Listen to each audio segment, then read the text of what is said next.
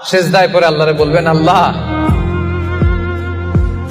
এই পৃথিবীতে আমি ছাড়া তোমার গোলামের অভাব নাই, কিন্তু তুমি ছাড়া আমার দ্বিতীয় কোনো রব নাই।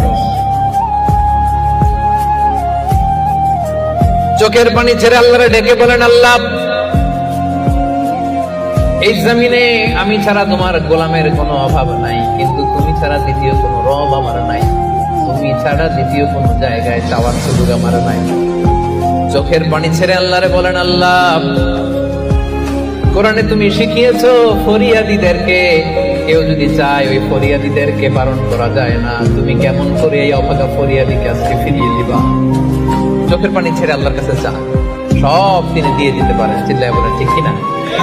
গোটা বিশ্বের সবাই আমাদের যার যা লাগবে সব যদি আল্লাহর কাছে চাই, আল্লাহ যদি সবাইকে সবকিছু দিয়ে দেয়, আল্লাহ বলে আমার ক্ষমতার 1 ইঞ্চিও কমবে না। চিল্লায় বলেন ঠিক কিনা? সেজদায় পরে আল্লাহরে বলবেন,